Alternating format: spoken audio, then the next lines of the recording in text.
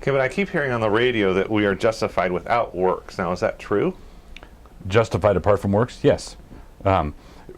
We are not justified based on anything that we do or prepare ourselves to do. In Romans 9 it says it's not of him who wills or him who runs, but of God who shows mercy. So God doesn't save us because of good works. He doesn't save us because we sang in the choir. Doesn't save us because we were in the Boy Scouts.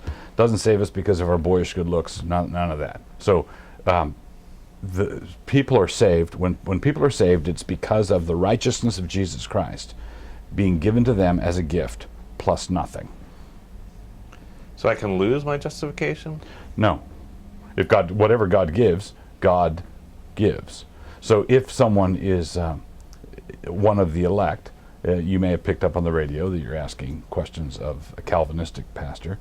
So we believe that God has settled and determined who is going to be saved and who lost from all eternity. If someone has, if God has begun a good work in one of the elect's life, then he will complete the good work that he began.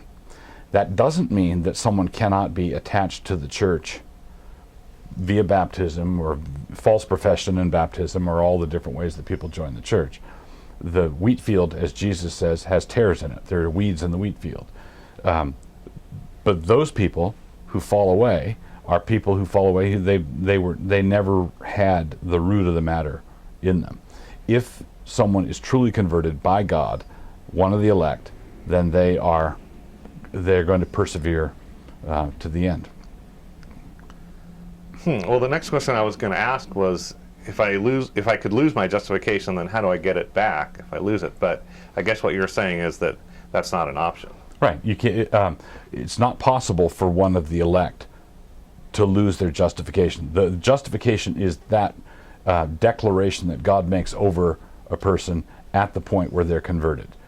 If someone's decreedly elect, to use confessional language, if someone's decreedly elect and God justifies them in that decretal, that forensic declaration, that's not possible to lose, and so since you can't lose it, it's useless to talk about getting it back. If somebody is a false professor, if they come into the church, they don't have the root of the matter in them, they're not truly converted, are they part of the bride? Do they participate in a covenantal, general way in the blessings that are there in the body? Yes, and I would use the language that the Westminster Confession uses. Unconverted people in the visible church share in the common operations of the Spirit.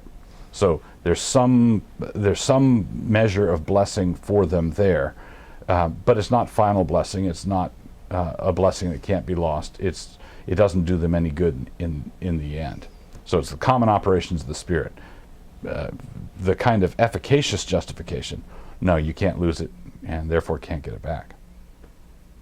So at this point in my understanding that I'm thinking this is all basically about my works, I don't get it, do I? Right. If you think it's about your works, then you don't get it. And, if I might add, you're not the only one who doesn't get it. So can I have any assurance that I will be in heaven?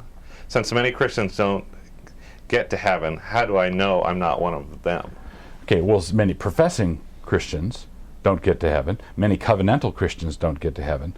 But in 1 John 5:13, John writes, I write this to you so that you may know that you have eternal life. So knowledge of salvation, knowledge and assurance of justification, salvation, is available and proclaimed through the gospel, through the various means that God has of presenting the gospel to his people. And so that's to be considered the norm. Knowledge that you are, that you're loved of God, you're accepted by him, that should be the Christian norm. So if someone says, well, you mean to say there are baptized Christians who are going to hell? And if that's the case, I'm a baptized Christian, how do I know I'm not going to hell? Well, the answer is that he's a skunk. It says in Galatians 5 that the works of the flesh are manifest. The works of the flesh are plain. So if someone's a drinking, whoring, cocaine-using person and living like the devil, well, there's no mystery why he's lost. If you love Jesus and you love his people and you worship him faithfully and you love the things of God, there's no reason to be unsettled in your assurance at all. Martin Luther was once asked, how can I know I'm a Christian? And Luther said, well, say your prayers, man.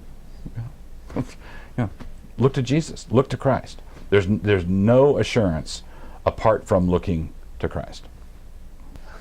Okay, well, that's about the end of my question. So are the answers you've just told me and the way you've explained this, is this consistent with how the Federal Revision has been thinking and representing and what you've taught through your ministry?